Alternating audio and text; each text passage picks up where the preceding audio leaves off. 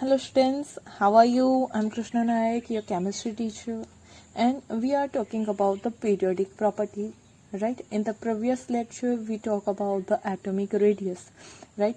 हमने देखा कि एटॉमिक रेडियस क्या है, डिफरेंट टाइप ऑफ जो उसके टाइप थे एटॉमिक रेडियस की, कोवेलेंट रेडियस, वन डी वाल रेडियस, मेटालिक रेडियस, उससे स्टडी किया। और साथ में एटॉमिक रेडियस में पीरियड में लेफ्ट टू राइट जाने से एंड ग्रुप में अप टू डाउन जाने से क्या चेंज आता है उसके बारे में हमने डिस्कस किया है। Okay, now today in this lecture we are going to discuss about the second one our periodic property which is ionic radius. Okay, किसके बारे में हमें देखना है? तो we have to talk about the ionic radius. Okay, अब ये ionic radius क्या है, उसे हम कैसे मेज़र करेंगे, उसमें जो है वो ग्रुप में पीरियड में कैसे वेरिएशन आएगा, वो सारी चीज़ें हमें इस लेक्चर में देखना है। ओके, तो पहले हम देख लेते हैं कि आयोनिक रेडियस क्या है। Ionic radius is defined as ionic radius is defined as the distance from center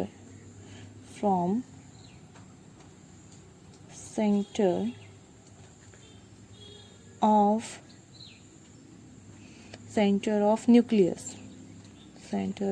nucleus to the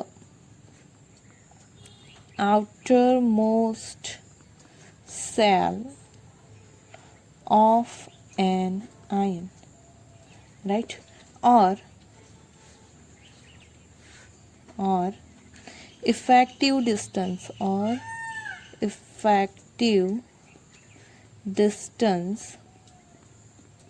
from the center of nucleus of an ion up to which it has an influence on its electron cloud। Okay, ionic radius किसे बोलते हैं? तो actually जो हमारा nuclear है, सही है, उस न्यूक्लियर से अगर आप देखोगे तो न्यूक्लियस से जो हमारा जो सेंटर न्यूक्लियस है, सही है, उससे किसका डिस्टेंस देखना है? तो आउटर मोस्ट सेल, वो भी किसका? आयन का। ओके, उसके बीच के डिस्टेंस को हम क्या कहेंगे? Ionic radius. मतलब हमें आउटर मोस्ट सेल का इलेक्ट्रॉन देखना है, लेकिन किसका? आयन का। ओके, तो जो आयन है वो दो तरह के होते हैं, सही है। एक होता है हमारा कैटायन और दूसरा होता है हमारा एनायन। ओके, जो कैटायन है वो कैसे फॉर्म होता है? तो कैटायन कैसे फॉर्म होता है? तो लॉस ऑफ इलेक्ट्रॉन, जब इलेक्ट्रॉन का लॉस होता है, ओके, हमारे जो एटम है उसमें से, नॉर्मल एटम से इलेक्ट्रॉन का लॉस होता है तो हमें क्या मिलता है? कैटायन। और एनायन कैसे फॉर्म होता है? तो एनायन फॉर्म होता है गेन ऑफ इलेक्ट्रॉन, सही है, गेन ऑफ इलेक्ट्रॉन, कि जब कोई इलेक्ट्रॉन गेन करता है और जो फॉर्म होता है उसे क्या बोलते हैं? हम एनायन बोलते हैं, सही है। सपोज कि हमारे पास है सोडियम, सही है, तो सोडियम क्या करेगा? सोडियम 1 इलेक्ट्रॉन को डोनेट करेगा and it will form Na+। जबकि जो Cl है वो क्या करता है? 1 इलेक्ट्रॉन को गेन करता है and it will form Cl-, सही है, Cl2, क्योंकि वो कभी वो सिंगल एटम एक्सिस्ट नहीं करता है, वो डायएटॉमिक है। ओके, तो लिखने में आपको ये सारी चीज़ें फिर याद रखनी है ताकि आपके प्रैक्टिस के थ्रू आ जाए। ओके, कि जब भी आप हाइड्रोजन को लिखो या फिर ऑक्सीजन को कहीं भी आप रिएक्शन में यूज़ करो, सही है, हेलोजन को यूज़ करो, तो वो कभी भी सिंगल एटम एग्जिस्ट नहीं करते हैं, वो डायएटॉमिक के फॉर्म में ही रहते हैं। ओके, तो N2O2 Cl2 F2 Br2 ऐसे ही हमें लिखा जाता है। ओके, तो ये सारी चीज़ें आपको ध्यान रखनी होती है, छोटी छोटी बातें हैं। ओके, वो सिर्फ प्रैक्टिस से आपको आ जाती है। नाउ ये जो है तो हमने बोला कि कैटायन फॉर्म होता है, उससे आयन दो तरह के होते हैं, एक तो कैटायन, कैटायन कब फॉर्म होता है तो लॉस ऑफ इलेक्ट्रॉन होने पे कैटायन फॉर्म होता है, सही है, जहाँ पे पॉजिटिव चार्ज हो। और एनायन कब फॉर्म होता है, जब इलेक्ट्रॉन गेन करते हैं, यहाँ पे Cl ने एक इलेक्ट्रॉन गेन किया, then it will form a anion, सही है। तो अब उनकी रेडियस की हम बात करते हैं, पहले हम देखते हैं radius of cation. Okay, after that we will discuss about the radius of anion.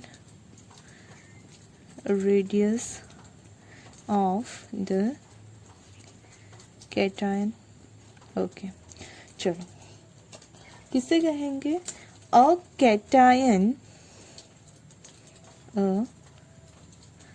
cation is formed, a cation is formed by the, a cation is formed by the loss of one or more electrons from the gaseous atom. Okay, जब भी electron loss होते हैं वो कौन से state से loss होते हैं, गैसियस स्टेट से। ओके, यहाँ पे भी आपको पहले जो सोडियम है उससे गैसियस फॉर्म में कन्वर्ट करना पड़ता है, और after that you can remove that one electron. Okay, तो जब भी आप इलेक्ट्रॉन की रिमूवल की बात करते हो वो कब पॉसिबल है, जब भी कोई एटम गैसियस फॉर्म में होगा। ओके, तो जब एटम गैसियस फॉर्म में होगा और वो लॉस करेगा वन और more than one electron, okay, तब क्या फॉर्म होगा, कैटायन फॉर्म होगा। ओके, ना उसे पेरेंट एटम के साथ हम कंपेयर करते हैं, तो you can see that size of cation is always smaller, size of cation is always smaller than that of parent atom because of increase in effective nuclear charge पर electron, सही है कि पर इलेक्ट्रॉन जो effective nuclear charge है वो बढ़ता है। तभी ये स्टेटमेंट आपको खास इंपॉर्टेंट है, वो याद रखना है, क्या, जो आपका कैटायन है, ओके, उसकी जो साइज है, कैटायन की जो साइज है वो ऑलवेज क्या होगी, स्मॉलर होगी as compare to the parent atom. Okay, यहाँ पे हमने क्या लिया, तो सोडियम में से हमने सोडियम प्लस फॉर्म किया है। ओके, तो उसके बारे में अगर हम बात करते हैं तो जो सोडियम है हमारा, सही है, हमारा जो सोडियम है उसका एटॉमिक नंबर है 11। ओके, अगर उसकी कॉन्फ़िगरेशन की बात करोगे then you will get that 1s2 2s2 2p6 3s1। Okay, हमें पता है कि वो क्या करेगा, तो स्टेबल होने के लिए यहाँ से वन इलेक्ट्रॉन को रिमूव करेगा, कौन से 3s के वन इलेक्ट्रॉन को रिमूव करेगा, and it will form a Na+, right, यहाँ पे 11 ही एटॉमिक नंबर रहेगा। Now the configuration for the Na+ is 1s2 2s2 2p6, right, one electron जो 3s में था वो तो कहाँ हो गया, रिमूव हो गया। You can right the 3s 0, और आप ना भी लिखोगे तो चलेगा। Now here you can see that कि यहाँ जो हमें आयन मिल रहा है, ओके, उसमें जो नंबर ऑफ प्रोटॉन है वो कितने हैं, 11 है। ओके, नंबर ऑफ प्रोटॉन कितने हैं, यहाँ पे 11 है। If you talk about the number of electron, तो वो कितने हैं, यहाँ पे 2 और 2 4 और 6 10 प्लस 1 11, तो नंबर ऑफ इलेक्ट्रॉन भी कितने हैं। Now see here in the case of Na+, so P+, सही है, प्रोटॉन जो है उसके नंबर ऑफ प्रोटॉन कितने रहेंगे, Na+ में भी एटॉमिक नंबर तो 11 है, मतलब नंबर ऑफ प्रोटॉन सेम है। नाउ नंबर ऑफ इलेक्ट्रॉन कितने हो जाएंगे, तो 11 थे, 1 डोनेट कर दिया। Now here you can see that 6 + 2 + 2 it will be 10, सही है। तो नंबर ऑफ इलेक्ट्रॉन यहाँ पे एक घट रहा है, क्योंकि वो क्या है, तो एक चार्ज वाला कैटायन है। अगर आप उसी की तरह Mg की बात करोगे तो वो 2 इलेक्ट्रॉन की रिड्यूस करेगा, तो यहाँ पे नंबर ऑफ इलेक्ट्रॉन 12 की जगह यहाँ पे 10 हो जाएंगे। सही है। तो मतलब जब भी हमारा पेरेंट एटम, ए क्या है, हमारा पेरेंट एटम है, जो मेन है वो क्या कर रहा है, तो इलेक्ट्रॉन डोनेट कर रहा है और यहाँ पे कैटायन फॉर्म कर रहा है। Here you can see that कि यहाँ पे जो 11 प्रोटॉन है वो 11 इलेक्ट्रॉन के ऊपर अपना चार्ज क्या कर रहे हैं, अप्लाई कर रहे हैं। सही है। अट्रैक्शन फोर्स आप देख सकते हो कि 11 प्रोटॉन 11 इलेक्ट्रॉन के ऊपर अप्लाई कर रहे हैं अपना अट्रैक्शन फोर्स। जबकि यहाँ पे क्या है, जो नंबर ऑफ प्रोटॉन है वो 11 है, लेकिन नंबर ऑफ इलेक्ट्रॉन कितने हैं, 10। मतलब 11 प्रोटॉन 10 इलेक्ट्रॉन के ऊपर चार्ज अप्लाई कर रहे हैं। सही है। तो यहाँ ये रेशियो है वो 11:11 का है। यहाँ पे 11 प्रोटॉन 10 इलेक्ट्रॉन के ऊपर चार्ज अप्लाई करते हैं। तो ऑब्वियस है कि यहाँ पे जो अट्रैक्शन फोर्स, न्यूक्लियर का जो अट्रैक्शन फोर्स होगा, सही है, इफेक्टिव न्यूक्लियर चार्ज जिसे हम कहेंगे, सही है, पर इलेक्ट्रॉन जो इफेक्टिव न्यूक्लियर चार्ज होगा वो कैटायन में ज्यादा होगा। अगर इफेक्टिव न्यूक्लियर चार्ज ज्यादा है तो वो क्या करेगा कि इलेक्ट्रॉन को खुद की तरफ अट्रैक्ट करेगा, इलेक्ट्रॉन को ज्यादा अट्रैक्ट करेगा तो वो क्लोज आएंगे तो क्या होगा, उसकी रेडियस कम हो जाएगी। सही है। यहाँ पे हम उसे डायग्राम के थ्रू भी देखते हैं। सपोज कि हमारा Na का हम यहाँ पे डायग्राम ड्रॉ कर रहे हैं। ओके, ये न्यूक्लियस हो गया, इसकी ये फर्स्ट ऑर्बिट, ये सेकेंड ऑर्बिट, सही है, और ये यहाँ पे थर्ड ऑर्बिट। ओके,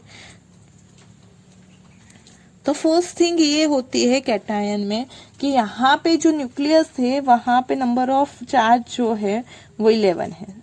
सपोज कि हमारे पास सोडियम की बात कर रहे हैं तो सोडियम के लिए जो आपका इफेक्टिव न्यूक्लियर चार्ज है वो क्या है, यहाँ पे 11 है। सही है। जो नंबर ऑफ आपके इलेक्ट्रॉन है वो कितने हैं, तो वो भी 11 है, यहाँ पे 2। सही है। फिर कितने हैं, 8, तो 1 2 3 4 5 6 7 और 8। ओके, और लास्ट वाले में कितने हैं, 1 है। सही है।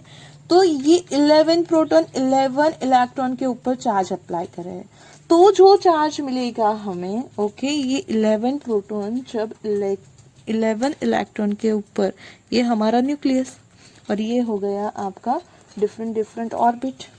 ओके,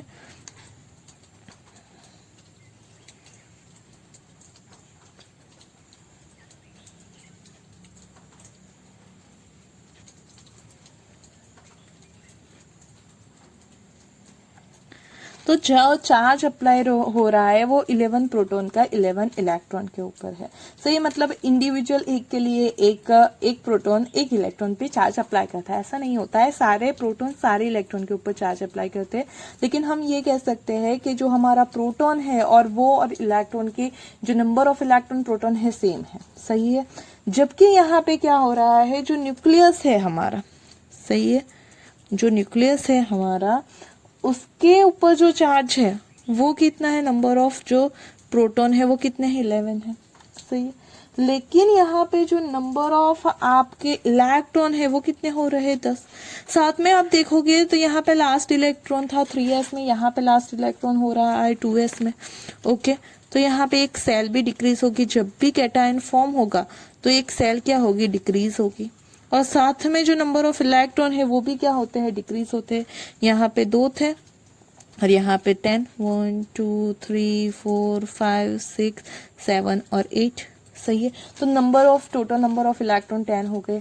तब ये जो यहाँ पे अट्रैक्शन फोर्स लगाएगा ऑब्वियस से ज्यादा होगा।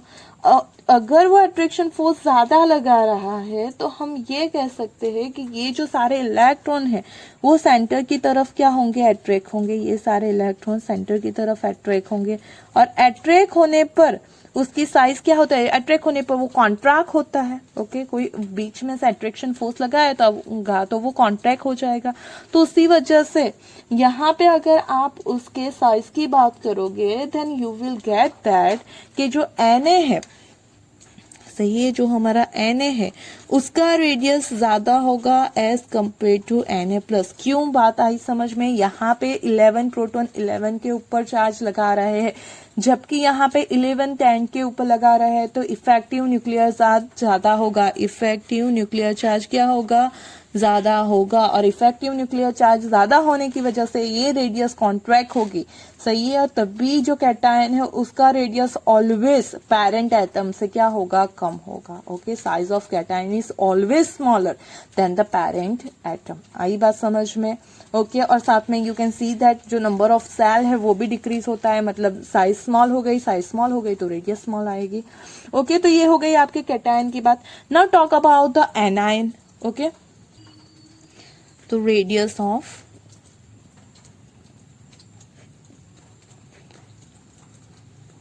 एनायन। ओके, एनायन की रेडियस के बारे में बात करते हैं।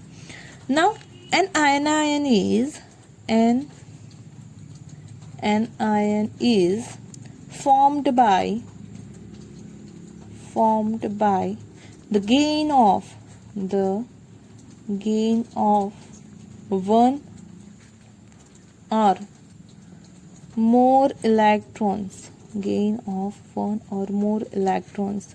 in the neutral atom, this cause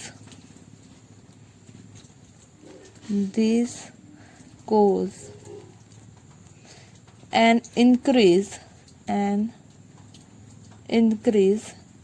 in the size of the ion.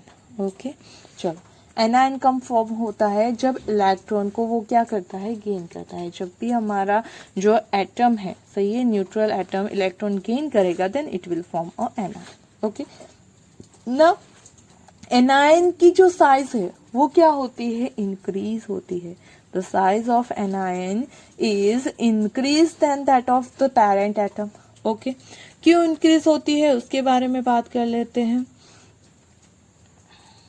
तो an anion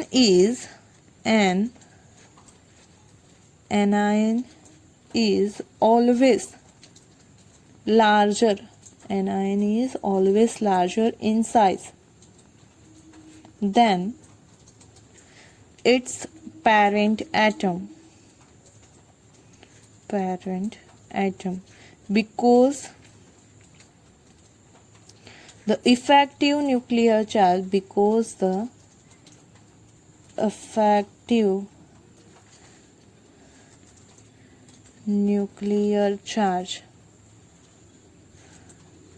per electron is reduced, and the electron cloud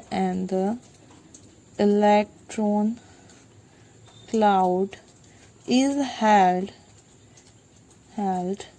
less tightly by the nucleus. Okay, आपको क्या याद रखना है कि जब भी आपका कैटायन फॉर्म होगा, ओके, तो सॉरी एनायन, तो एनायन की रेडियस ऑलवेज क्या होगी, लार्जर होगा। Anion is always larger in size that of the parent atom. क्यों?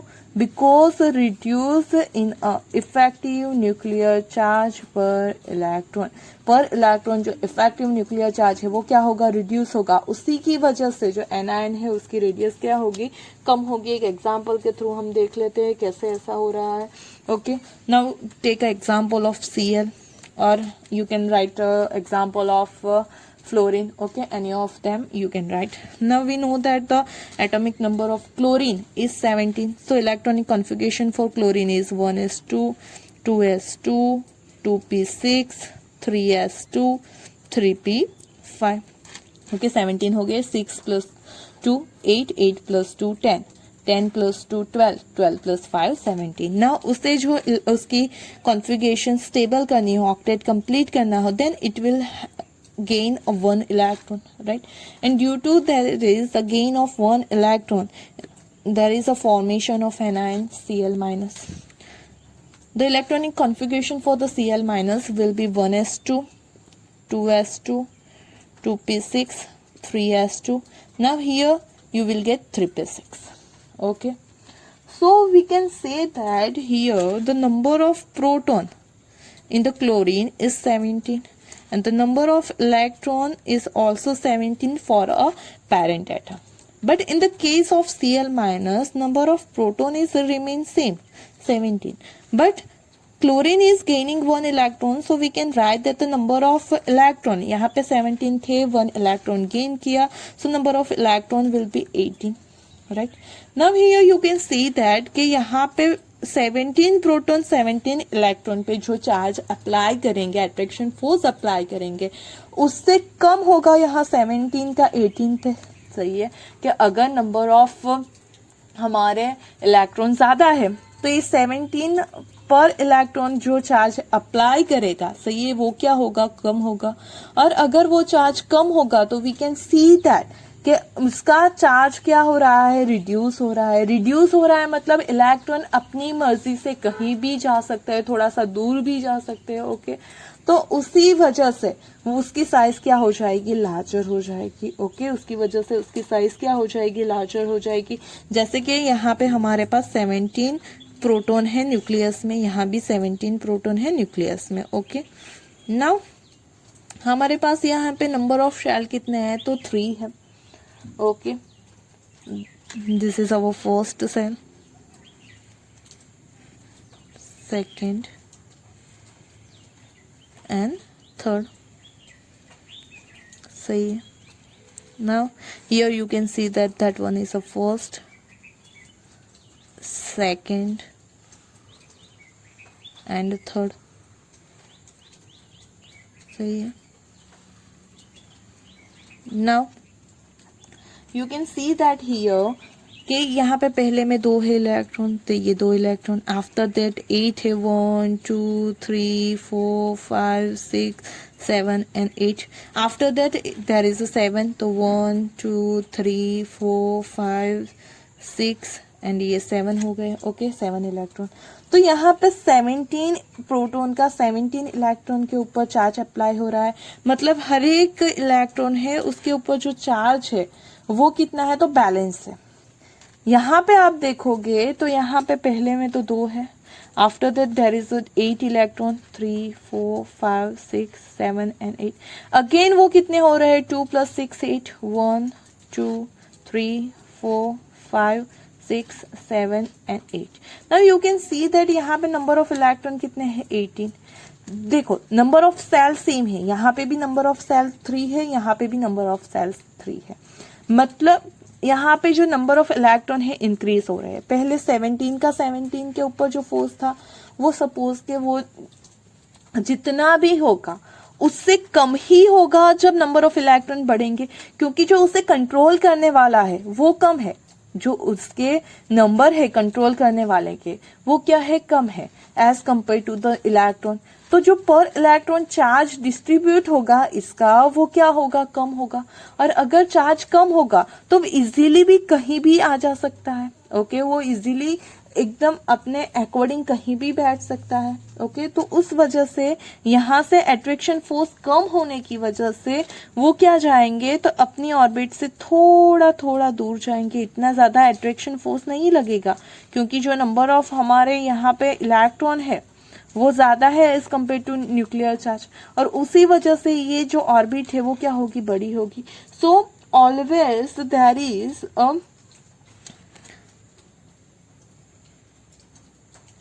if we talk about the radius of Cl is always less than that of the Cl minus, right? कि जब भी cation हमारा form होगा उसकी जो radius है, sorry anion जो फॉर्म होगा उसकी रेडियस पेरेंट एटम से ज्यादा ही होगी, क्योंकि यहाँ पे इफेक्टिव न्यूक्लियर चार्ज क्या हो रहा है, डिक्रीज हो रहा है. यहाँ पे जो इफेक्टिव न्यूक्लियर चार्ज है वो डिक्रीज होगा. Okay, so we can write this. उसके लिए मैं एक सिंपल सा फॉर्मूला आपको दे देती हूँ कि जिसके अकॉर्डिंग आप इजीली फाइंड आउट कर लोगे कि किसकी रेडियस कितनी है. ओके, नाउ ये सब भी आपको देखने की जरूरत नहीं होगी. ओके, कैसे कर सकते हो, तो this can be explained by the basis of on the basis of Z by E ratio. Okay, Z by E ratio. Z क्या है हमारा? तो न्यूक्लियर चार्ज है। Z क्या है हमारा? Nuclear charge. ओके, और E क्या है? तो number of electron, number of electron. सही है।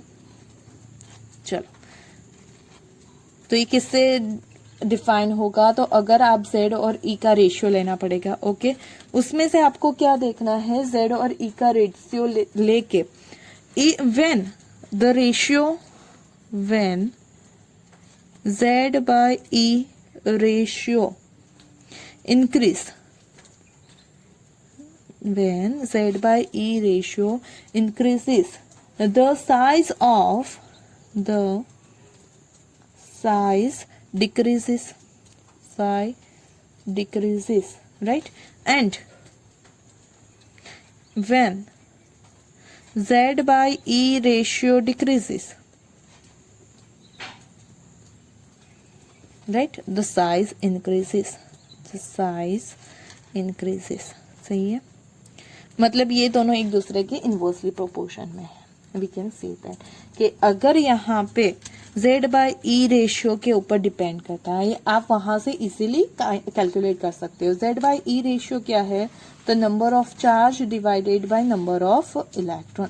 जो भी न्यूक्लियर चार्ज है उसके बाद जो इलेक्ट्रॉन है उसका आपको क्या करना है? तो रेशियो लेना है। इफ रेशियो इंक्रीज होगा, ओके, रेशियो क्या होगा? इंक्रीज होगा, then size will be decrease. And if the ratio will be decrease, okay, ratio will be decrease, then size will be increase. Okay, कैसे है वो हम देख लेते हैं। तो इसके अकॉर्डिंग कैसे होगा? तो पहला एग्जांपल ले लेते हैं हम Na का और Na प्लस के लिए।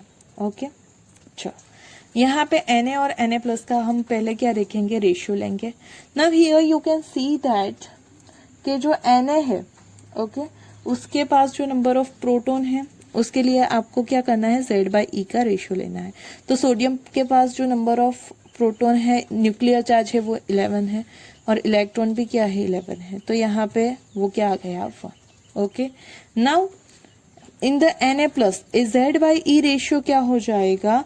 तो 11 बाई 10 हो जाएगा, क्योंकि 1 इलेक्ट्रॉन उसने डोनेट कर दिया है। ओके, तो यहाँ पे वो 11 बाई 10 मतलब क्या आ जाएगा? 1.1। अब हमने क्या कहा? तो ये यहाँ पे ये जो Z बाई ई रेशियो है, ओके, क्या यहाँ हमारे पास जो Z बाई ई रेशियो है वो क्या है? तो सोडियम से सोडियम प्लस का ज्यादा है, Na से Na प्लस का रेशियो ज्यादा है। अगर रेशियो ज्यादा है, ओके, अगर रेशियो क्या हो रहा है? इंक्रीज हो रहा है, मतलब साइज क्या होगी? डिक्रीज होगी। तो Na से Na प्लस का रेशियो ज्यादा है, so we can say that here the size of Na is greater than Na plus. जिसका रेशियो ज्यादा उसकी साइज कम। Okay, always you have to check the ratio. जिसका भी रेशियो ज्यादा होगा, ओके, उसकी साइज क्या होगी? कम होगी। तो Na का रेशियो ज्यादा है तो Na की साइज क्या हो जाएगी? कम। ओके, सिमिलरली एक सेकेंड एग्जाम ले लेते हैं हम। एग्जाम्पल कि अगर हमारे पास है Fe+2 एंड दूसरा है हमारे पास Fe+3। नव यहाँ पे आपको लेना है Z बाई ई का रेशियो।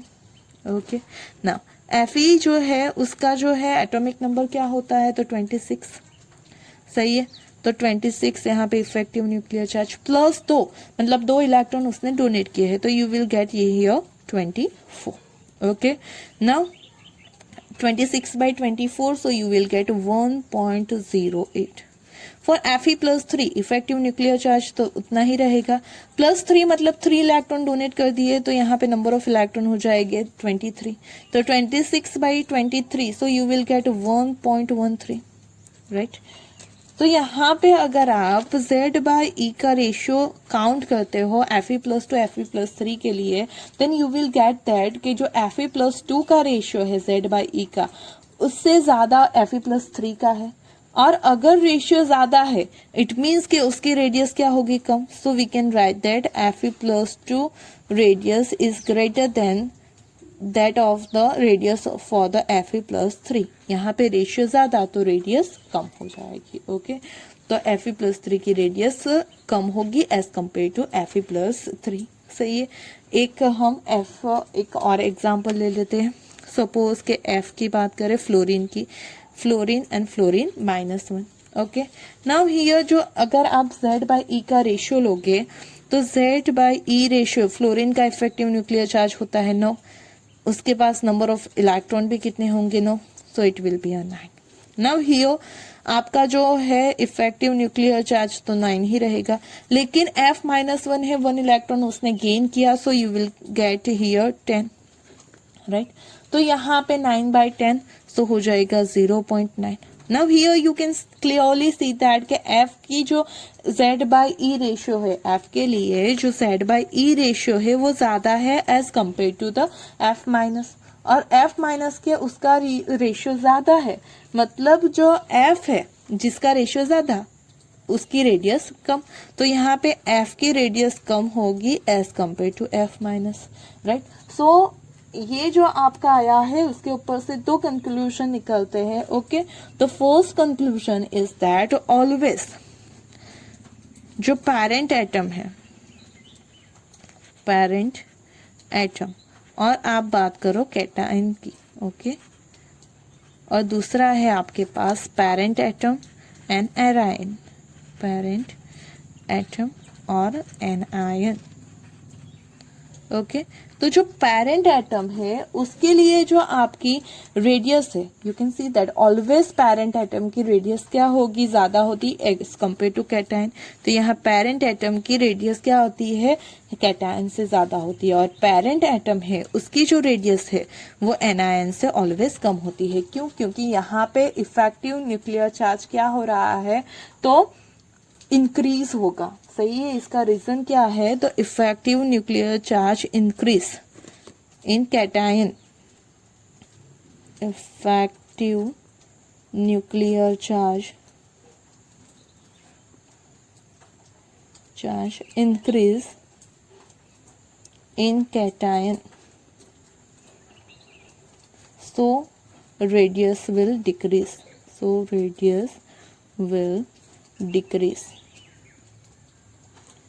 सही है। चलो, उसी तरह से एनायन के लिए क्या होगा, तो effective nuclear charge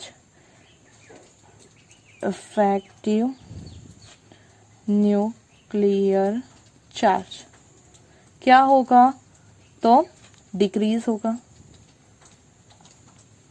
so radius of anion will increases। सही है। तो रेडियस ऑफ एनायन क्या हो जाएगी, इंक्रीज हो गई। जो इफेक्टिव न्यूक्लियर चार्ज है, आपको हर बार ये नहीं लिखना हो, तो वैसे हम न्यूक्लियर चार्ज को Z से रिप्रेजेंट करते हैं, तो इफेक्टिव न्यूक्लियर चार्ज को हम ZEFF से रिप्रेजेंट करते हैं। ओके, उसके जो सबस्क्रिप्ट है उसमें EFF लिखेंगे, इफेक्टिव का ZEFF। ओके, किसके लिए यूज करेंगे, effective nuclear charge.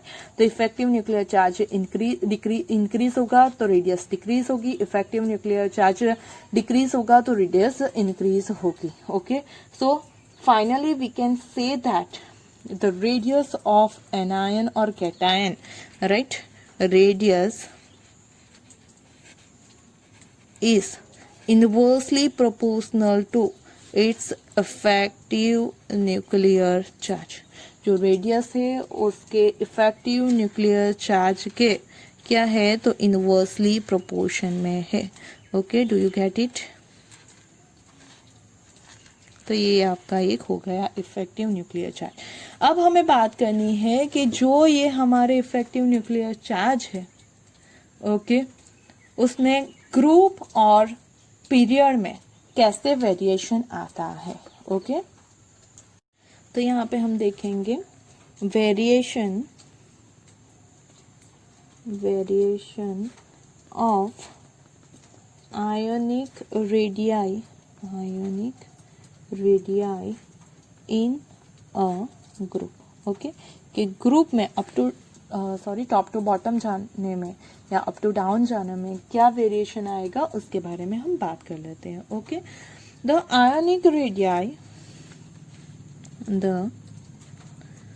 ionic radii in a particular group increases on moving from top to bottom because of the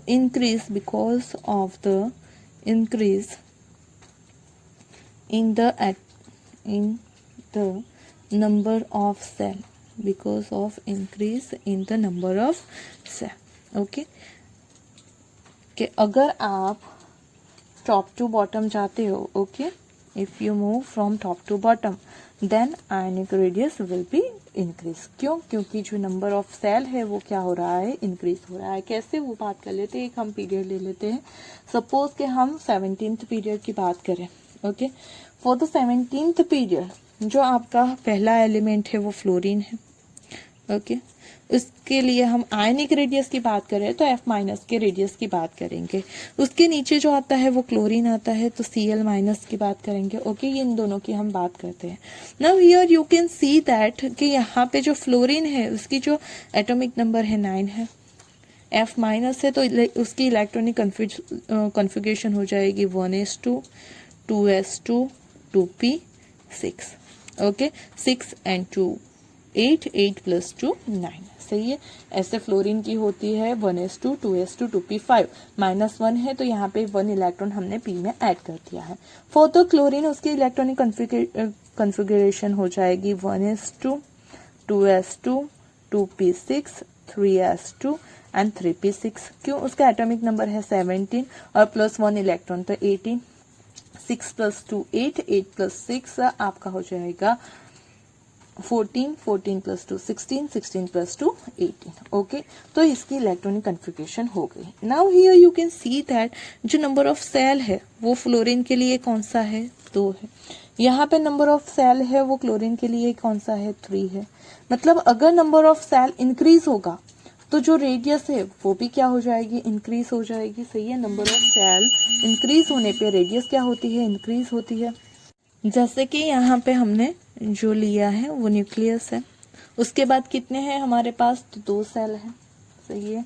तो ये हो गया आपका फर्स्ट नंबर का सेल और ये हो गया आपका सेकंड नंबर का cell, okay. Now here you can see that कि आपके पास 3 सेल है, सही है। तो ये हो गया आपका न्यूक्लियस और उसके बाद उसके पास कितने सेल है, तो यहाँ पे नंबर ऑफ सेल है ये पहला वाला सेल, उसके बाद ये दूसरा वाला सेल और उसके बाद ये तीसरा वाला सेल, सही है। तो ऑब्वियस है जो वैलेंस इलेक्ट्रॉन है उसका डिस्टेंस यहाँ से क्या हो रहा है, बढ़ रहा है। अगर आपका जो लास्ट सेल है, सही है, यहाँ से यहाँ का जो डिस्टेंस है वो इसके कंपैरिजन में ज़्यादा है। अगर इसके कंपैरिजन में ज़्यादा है तो you will get that the radius for the fluorine is less than the radius of the chlorine, सही है। तो टॉप टू बॉटम जाने पे जो हमारी रेडियस है, सही है, आयनिक रेडियस है वो क्या हो रही है, इंक्रीज हो रही है। क्यों इंक्रीज हो रही है? क्योंकि जो आपके नंबर ऑफ सेल है वो क्या हो रहे हैं, इंक्रीज हो रहे हैं, सही है। जो नंबर ऑफ सेल है वो इंक्रीज होने पे आपके रेडियस है वो भी क्या हो जाएगी, इंक्रीज हो जाएगी। आई बात समझ में, okay. Now see the variation in the period, okay. Now the see the variation of ionic radii in a period, और you can see that ये जो आपका वेरिएशन है वो किसके बीच में देखने को मिलेगा, in the isoelectronic ions, okay. Isoelectronic ion भी बोल सकते हो और वेरिएशन इन अ पीरियड भी बोल सकते हो, ओके। दोनों के लिए आंसर सेम ही आएगा। आपको वेरिएशन दिखाना हो पीरियड में तो उसके लिए जो आंसर होगा वही आंसर किसके लिए होगा, तो वेरिएशन आपका आइसोइलेक्ट्रॉनिक आयन में शो करना हो उसके लिए होगा, ओके।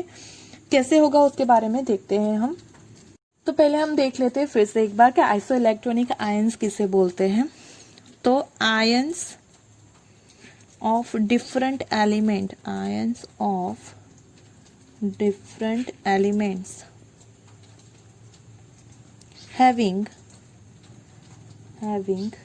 same number of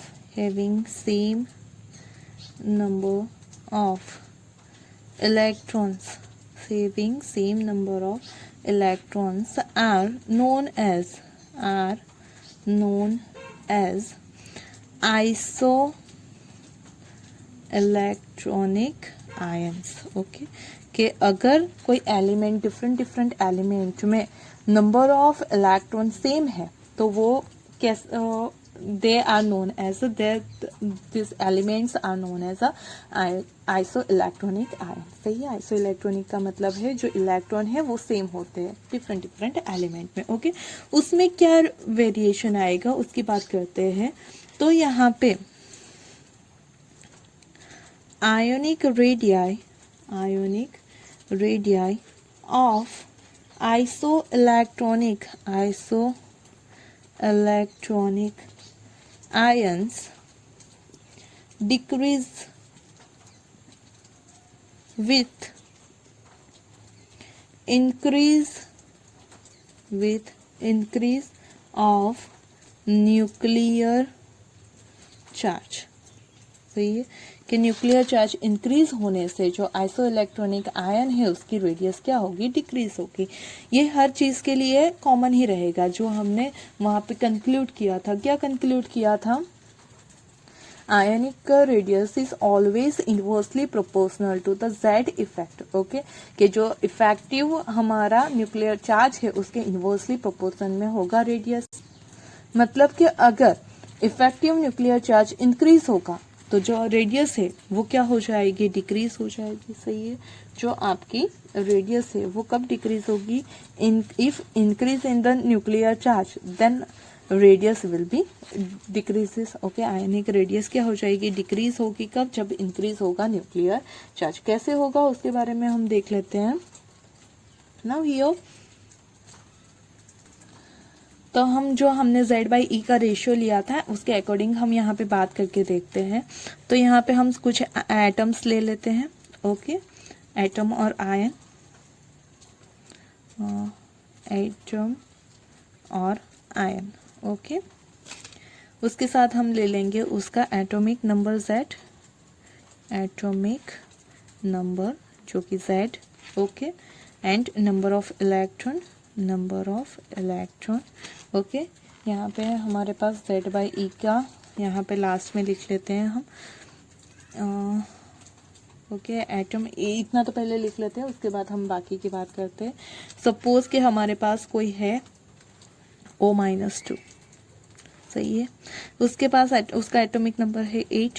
सही है, और उसके पास number of electron atomic number 8 - 2 मतलब नंबर ऑफ इलेक्ट्रॉन हो गए 10। ओके, ना दूसरे की बात करते हैं हम। सपोज हमारे पास है F-, तो उसका एटॉमिक नंबर है 9।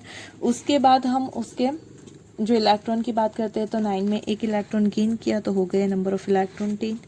सही है, अगर आप यहाँ पे देखोगे फॉर द एनी, वो एटम है लेकिन उसका जो है वो एटॉमिक नंबर 10 है और यहाँ पे उसका नंबर ऑफ इलेक्ट्रॉन भी क्या है, 10 है। ओके, ये सारे हम एक ग्रुप के एलिमेंट की, पीरियड के एलिमेंट की ही बात कर रहे हैं। ओके, लेकिन उसमें क्या पीरियड में आपको इफेक्टिव न्यूक्लियर चार्ज के अकॉर्डिंग बात करनी है। नाउ हियर फिर लेंगे हम Na+। ओके, तो Na+ के लिए यहाँ पे क्या हो जाएगा, तो एटॉमिक नंबर है यहाँ पे 11 और यहाँ पे है 10। ओके, फिर बात करते हैं हम Mg+2। ओके, तो वहाँ पे एटॉमिक नंबर है 12 और उसके पास जो नंबर ऑफ इलेक्ट्रॉन है 10, क्योंकि 12 में से 2 उसने डोनेट कर दिए, so number of electron 10। Now here see that Aluminium+3। Okay, उसका एटॉमिक नंबर है 13 और यहाँ पे 10। आइसो इलेक्ट्रॉनिक स्पीसीज की बात कर रहे हैं हम। ओके, ध्यान से देखना आप। तो ये हमारा आइसो इलेक्ट्रॉनिक स्पीसीज है। तो यहाँ पे अगर आप देखोगे तो यहाँ पे क्या है, नंबर ऑफ जो आपका एटम है, मतलब एटॉमिक नंबर जो है वो डिफरेंट है, मतलब न्यूक्लियर चार्ज है Z वो डिफरेंट है, लेकिन यहाँ पे नंबर ऑफ इलेक्ट्रॉन सेम है। तो ये क्या हो गया, आइसो इलेक्ट्रॉनिक स्पीसीज हो गए। ओके, नाउ हियर यहाँ पे आपको लेना है, हमें किसके अकॉर्डिंग हम कंपेयर कर सकते हैं, तो आप उसके Z/E रेशियो के अकॉर्डिंग कंपेयर कर सकते हो उसे। तो यहाँ पे आपके जितने भी एटम है उसके लिए हम क्या लिख लेते हैं, Z/E रेशियो लिखते हैं। ओके, Z/E रेशियो लिखेंगे हम। चलो अब यहाँ पे Z/E रेशियो पहले के लिए क्या हो जाएगा, तो 0.8, 0.9, 1, 1.1, 1.2 और यहाँ पे हो जाएगा 1.3। ओके, ना हमने आगे ही देखा है कि जो आपका ये रेशियो है, ओके, अगर आपका Z/E रेशियो इंक्रीज होता है, सही है, तो आपका जो आयनिक रेडियस है वो क्या होता है, डिक्रीज होता है। ओके, जिसका रेशियो ज्यादा उसका आयनिक रेडियस कम। तो अगर इसके लिए आपको उसके डिक्रीजिंग ऑर्डर में लिखना होगा तो Z/E रेशियो सबसे ज्यादा किसका है, एल्यूमिनियम का। मतलब हम ये कह सकते हैं कि उसकी जो रेडियस है वो क्या हो जाएगी, सबसे कम हो जाएगी। फिर आएगा हमारा Mg+2, सही है, फिर आ जाएगा आपका Na+, फिर होगा नियॉन की रेडियस, फिर आएगा F-, फिर आएगा O-2, सही है। अगर N-3 होता तो यहाँ पे आ जाता N-3। मतलब कि Z/E रेशियो इंक्रीज होने पे रेडियस डिक्रीज होता है। सबसे ज्यादा हमारी Z/E की जो वैल्यू है वो किसके लिए है, एल्यूमिनियम के लिए है, तो उसकी रेडियस सबसे कम होगी। जो Z/E की वैल्यू है ऑक्सीजन के लिए सबसे कम है, तो उसकी वैल्यू क्या आएगी, ज्यादा आएगी।